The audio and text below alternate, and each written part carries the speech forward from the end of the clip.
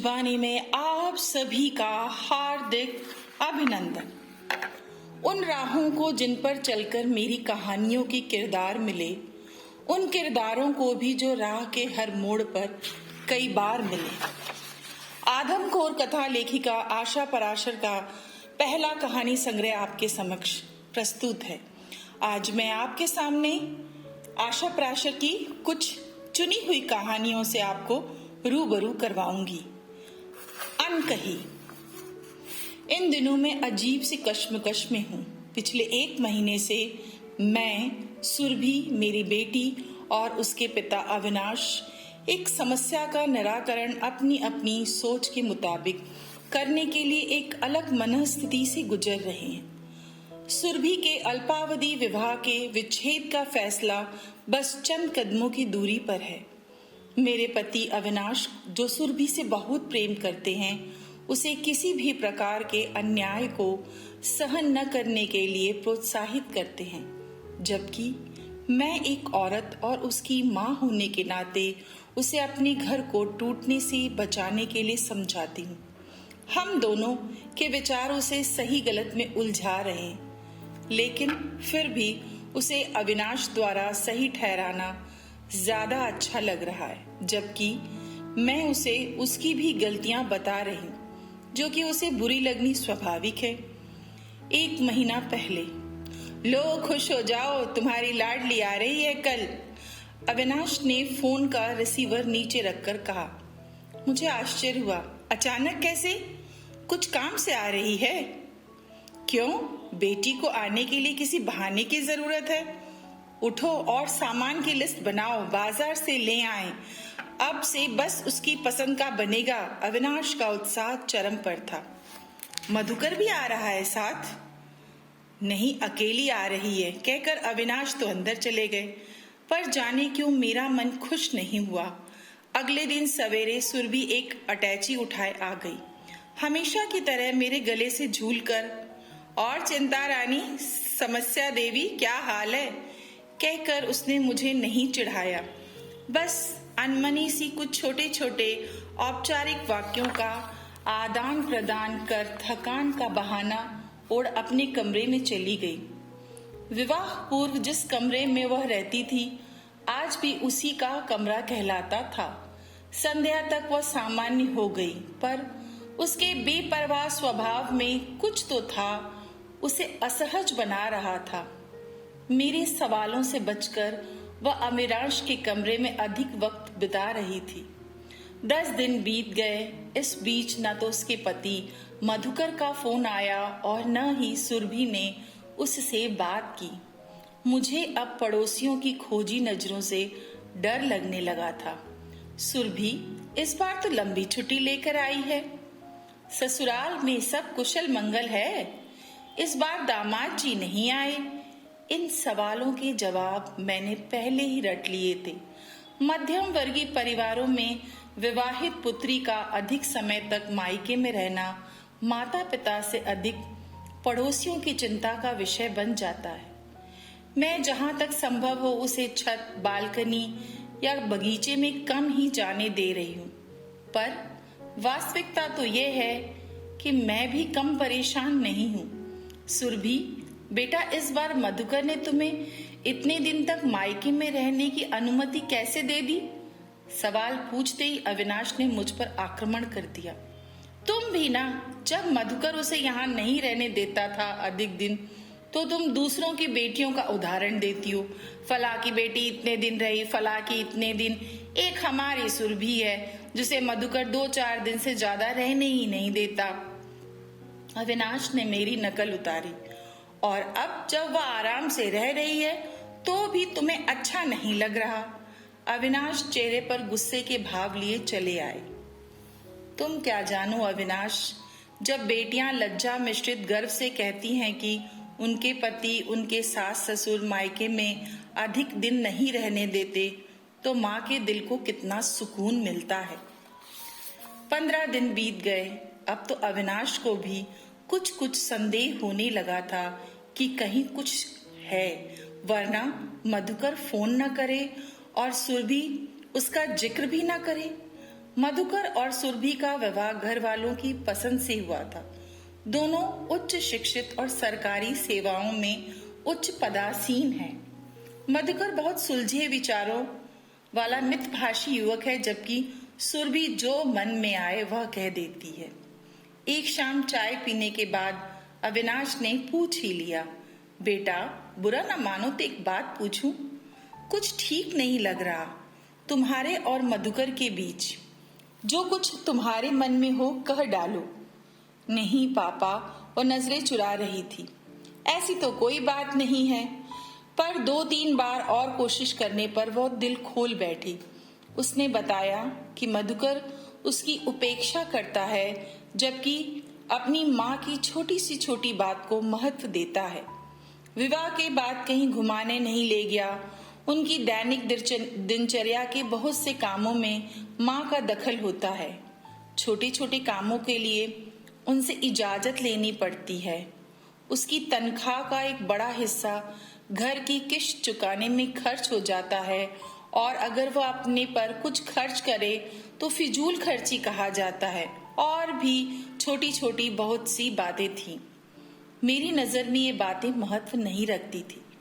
इन्हें धैर्य और समझदारी से सुलझाया जा सकता है। पर मेरी सोच के विपरीत अविनाश के चेहरे पर क्रोध के भाव थे। बेटा, आपको इतनी तालीम किस लिए दिलाई कि आप अपने अधिकारों के लिए लड़ सको? कैसी बातें सिखा रहे हैं इसे? घर इसके नाम का है तो किश्त भी सुरभि को ही देनी होगी। वैसे मधुकर, मुझे ऐसा तो नहीं लगता। मैंने विरोध किया। सुरभि को मेरा मधुकर का पक्ष लेना ठीक नहीं लगा। वह अविनाश की ओर मुड़ गई। और पापा, वह मुझे आपसे मिलने भी नहीं देते। उसका क्या? वो तो तुम्हें चाहते हैं, इसलिए दूर नहीं करते तुम्हें, और क्या? मैंने हंसकर वातावरण हल्का करना चाहा, पर अंदर कुछ दरक गया। क्या मेरी बेटी भी मेरी तरह पति की मौन घातक उपेक्षा के दंश झेल रही है? तुम तो चाहती हो माँ की मैं मधुकर और उसकी माँ की बांदी बनकर हाथ जोड़कर खड़ी रहूं और उनकी इच्छा अनिच्छा पर दिन बिता दूं। सुरभि को मेरी बातें बिल्कुल भी पसंद नहीं आ रही थीं। अविनाश ने उसके सिर पर हाथ रखकर कहा, कोई जरूरत नहीं है तुम्हें अपनी माँ की बात पर ध्यान देने की। यह सब कमजोर औरतें कहती हैं। मैं हूं तुम्हारे साथ। अविनाश एक एक शब्द पर जोर देकर कह रहे थे। तुम दोनों सुन लो अच्छे से। जब तक मधुकर अपनी गलतियों की माफी न मांगे, सुरभि उस घर में वापस नहीं जाएगी, बस। और हाथ में पकड़ा हुआ अखबार मेज पर पटक कर चले गए। रात को अविनाश सोने का नाटक कर रहे थे, सो नहीं रहे थे। उन्हें बेटी का उदास चेहरा परेशान कर रहा था। इच्छा हुई कि उन्हें झंझोड़ कर पूछूं, क्या मेरे बाबा तुम्हारी तरह एक पुत्री के पिता नहीं थे? वे भी इसी तरह परेशान रहे होंगे। कभी सोचा था? 5 दिन और बीत गए। मधुकर का कोई फोन या पत्र नहीं आया। सवेरे चाय पर तीनों अपने अपने विचारों में खोए हुए थे। मुझसे रहा नहीं गया। तो अब आप दोनों क्या सोच रहे हैं? मधुकर के रवैये पर? कुछ नहीं, आकर माफी मांगे और वादा करे कि भविष्य में सुरभि को कोई परेशानी नहीं होगी और साथ ले जाए अपनी पत्नी को। वह मानेगा यह बात? मैंने सुरभि की ओर देखा। न माने तो फिर कोर्ट कचहरी किस लिए खुले हैं? क्यों सुरभि? सुरभि उत्तर दिए बिना चाय का कप रखने के बहाने रसोई में चली गई। आप कोर्ट कचहरी तक ये मसला ले जाएंगे? हाँ, वह मेरी बेटी है, अविनाश वर्मा की, जिसने कभी अन्याय को बर्दाश्त नहीं किया। वाक्य खत्म होते होते उनकी आवाज कांप गई। मुझसे नजरें चुराते हुए अखबार चेहरे के आगे तान लिया। अपनी संतान का दुख किसी सोच कैसे बदल देता है, यह आज मैंने जाना। किस अन्याय की बात करते हो अविनाश वर्मा? भूल गए कि कभी तुम भी मेरे साथ ऐसा ही व्यवहार करते थे। महीना बीतने को आया। अब अविनाश के सब्र का बांध टूट गया। अगले दिन सवेरे एक वकील को घर बुला लिया। मुझे बुरा लगा। इतनी जल्दबाजी ठीक नहीं। वकील की राय में सुरभि को मधुकर से जो शिकायतें थीं वे सामान्य थी। उसे मधुकर पर कुछ गंभीर आरोप लगाने चाहिए। मसलन उसका अन्य महिलाओं से संबंध, सुरभि को शारीरिक रूप से प्रताड़ित करना, गाली गलौज करना। नहीं, सुरभि एकदम से उखड़ गई। ये सब गलत है, झूठ है। मधुकर ने ऐसा कुछ नहीं किया। फिर आप विचार कर लें। पान से पीले दांत दिखाकर मुस्कुराया। प्यार और युद्ध में सब जायज है, ये तो आपने सुना होगा। उसने जाने के बाद कमरे में बहुत देर सन्नाटा पसरा रहा। मैं सुरभि की मनस्थिति समझ रही थी, क्योंकि मैं एक औरत हूँ। यह स्थिति हर औरत की जिंदगी में आती है।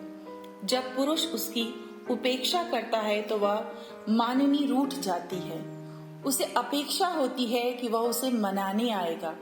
थोड़े गिले शिकवे होंगे और फिर जिंदगी अपनी पटरी पर दौड़ने लगेगी। सुरभि ने भी सोचा होगा कि यह बात यहाँ तक बढ़ेगी और नौबत संबंध विच्छेद तक आ जाएगी। वह तो बस यही चाहती थी कि मधुकर मनाकर उसे ले जाए। अगर उसने अपने दिल की बात माता पिता से साझा कर ली तो अविनाश को उसे अकारण गलत दिशा की ओर मोड़ना नहीं चाहिए। मैंने सोच लिया कि मैं उसे इस उलझन से बाहर निकालने में मदद करूंगी, ताकि वह झूठे अहम को ओढ़ सारहीन बातों से अपना घर न तोड़ ले। अगले दिन सवेरे अविनाश अपने किसी मित्र से मिलने गए और दोपहर तक आने का कहा। मेरे पास यह अच्छा समय था जब मैं सुरभि को कुछ समझा सकती। चाय बनाकर मैं उसके कमरे में गई। वह तकिए में मुंह छिपाए लेटी थी। मैंने उसका सर अपनी गोद में रख लिया और उसके बालों में उंगलियां फिराने लगी। उसका तनाव कुछ कम हुआ। सुरभि, बेटा, मैं जानती हूँ कि तुम मुझसे नाराज हो। मुझे लोगों की बातों का डर नहीं है, ना ही तुम हम पर बोझ हो, पर मैं चाहती हूँ कि तुम मधुकर जैसा शिष्ट साथी और अपना घर बेकार की बातों के कारण न छोड़ दो। पुरुष न तो घर बनाते हैं और न अपनी संतति को जन्म देते हैं। हम औरतें ही घर बनाती हैं और उसे टूटने से बचाती हैं। मैं अभी उसे और कुछ कहती इससे पहले वो एकदम उठकर मेरे सामने तनकर बैठ गई। तुम क्या जानो माँ कि पति की उपेक्षा क्या होती है। तुम्हारे साथ पापा ने कभी ऐसा व्यवहार नहीं किया। हर दम तुम्हारी खुशी का ख्याल रखा। जरा सा सरदर्द होने पर कैसे दवाइयों का ढेर लगा देते हैं। उन्हें जन्मदिन, शादी की सालगिरह सब याद रहती है। रहने दें, आप नहीं समझेंगी। उसने दीवार लगी मेरी और अविनाश की तस्वीर को प्यार से देखा। पापा मेरे आदर्श हैं। वे अन्याय करना तो दूर, किसी के साथ अन्याय होता देख भी नहीं सकते। वे औरतों और पुरुषों को समान समझते हैं। कमजोर और सब कुछ न सहन करने वाली को गलत मानते हैं। मधुकर उनकी बराबरी नहीं कर सकता। अविनाश के प्रति प्रेम और सम्मान देखकर इच्छा नहीं हुई कि एक पुत्री के मन में उसके पिता की जो छवि है उसे धूमिल करूं, लेकिन उसे इस मुगलाते में से बाहर लाना जरूरी था। भ्रम दूर करना था। सुरभि, तुमने अपना होश संभालने के बाद अपने पापा का बेहद संवेदनशील, स्नेहमय और शिष्ट रूप देखा है, लेकिन वे हर वक्त तो ऐसे नहीं थे। हमारे विवाह के कुछ समय बाद और तुम्हारे जन्म से पहले मेरे प्रति मधुकर से कहीं ज्यादा उपेक्षापूर्ण व्यवहार था इनका। सुरभि के चेहरे पर अविश्वास के भाव थे। आज मैं उसे वह सब बताने जा रही थी जो बरसों से मेरे दिल में कई परतों के नीचे दबा था। मेरे और अविनाश के शैक्षिक स्तर में काफी अंतर था और ये इन्हें और इनके माता पिता को भी पता था। चूंकि इनका व्यवसाय अच्छा चल रहा था तो मुझे भी आपत्ति नहीं थी, लेकिन बाद में यही मुद्दा बनाकर मुझे आदेश दिया गया था कि सवेरे उठकर इनकी अम्मा और स्वयं इनके पैर छूने होंगे। क्या कह रही हो माँ? क्या पापा ऐसा कहते थे? हाँ बेटा, दिन भर के थके जब ये घर आते तो अम्मा जी मेरी गलतियों का पिटारा इनके सामने खोलती और ये नाराज होकर कई दिन मुझसे बात नहीं करते। मेरा किताबें पढ़ना भी इन्हें पसंद नहीं था। हमेशा मुझे पढ़ी लिखी होने का ताना दिया जाता। उस समय मैं अपना दुख अपने बाबा को भी नहीं बता सकती थी, क्योंकि मुझे पत्र लिखने की अनुमति नहीं थी और मेरे बाबा का पत्र आता तो पहले अविनाश पढ़ते, फिर मुझे दिया जाता। सिनेमा पार्क तो दूर की बात है, छत पर भी हम दोनों को साथ बैठने की मनाही थी। मैं नहीं मानती ऐसा भी कहीं होता है। सुरभि के लिए अपने पिता का यह रूप बिल्कुल नया था। आज जिद पर अड़े हैं कि मधुकर आकर तुमसे माफी मांगे, लेकिन उस समय मेरी सारी अदृश्य गलतियों का दोष मेरे माँ बाबा पर मढ़ दिया जाता और हमेशा जिद करते कि वे आकर इनसे क्षमा याचना करें। मैंने और बहुत सी बातें छुपा ली। तो पापा अब इतने अच्छे कैसे हो गए? तुम्हारी पैदाइश के बाद इनके व्यवहार में परिवर्तन आने लगा। दूसरे, औरत की सहनशीलता आदमी को अच्छा व्यवहार करने के लिए बाध्य कर देती है। बाबा हमेशा यही समझाते थे कि तालीम का उपयोग कुछ बनाने में करो, तोड़ने में नहीं। अगर तुम किसी की गलत सोच में परिवर्तन नहीं ला सकते तो उसका कोई मूल्य नहीं। मैंने भी सोच लिया था कि मैं अपने व्यवहार से इन्हें बदल दूंगी। सुरभि बेटा, मैंने बताया था कि हम औरतें ही घर बनाती हैं और अपने घर को टूटते नहीं देख सकती। आपको बुरा नहीं लगता था? लगता था, पर तुम्हारे आने के बाद हम दोनों की दुनिया बदल गई। अविनाश जब तुम्हें प्यार करते तो मैं सब कुछ भूल जाती। वे भी अपने व्यवहार से मेरे चोट खाए दिल पर मरहम लगाते। सुरभि, हर पुत्री के पिता उसके आदर्श पुरुष होते हैं, स्नेहिल, संवेदनशील, विनम्र। जब वह उनसे परिचित होती है तब तक उसके माता पिता के बीच का बुरा दौर गुजर चुका होता है। उसे कभी पता नहीं चलता कि जब वह ना समझती तो उसके पिता ने उसकी माँ के साथ कैसा दुर्व्यवहार किया था। कमरे में बहुत देर तक शांति छाई रही। अचानक सुरभि ने प्रश्न उछाला, क्या आपके बाबा नानू भी ऐसे ही थे? शायद। मेरी नजर में भी मेरे बाबा मेरे आदर्श पुरुष थे और जो शिक्षा मेरी माँ मुझे देती थी वह अपने अनुभव से देती थी। लेकिन मैं आज तक न जान पाई कि बाबा ने माँ के साथ कैसा व्यवहार किया था। तो क्या मधुकर को उसकी गलतियां बताए बिना ही मुझे समर्पण कर देना चाहिए? तुम अपनी समझदारी से इन छोटी छोटी समस्याओं का समाधान निकाल लोगी, मुझे विश्वास है। एक दिन मधुकर को अपनी गलती का एहसास अवश्य होगा। अचानक सुरभि दृढ़ता से उठ खड़ी हुई। माँ, मुझे जाना होगा। पर कहाँ? अपने पापा को तो आने दो, मैं आश्चर्य से बोली। अपने घर और कहाँ? 1 महीना हो गया घर छोड़कर। मधुकर कितना परेशान हो रहे होंगे। पर सुन तो। नहीं माँ, अब न रुको। और वह अलमारी से अपना सामान निकालने लगी। धन्यवाद। कहानी अच्छी लगी हो तो चैनल के साथ जुड़ें और कहानी को आगे बढ़ाएं।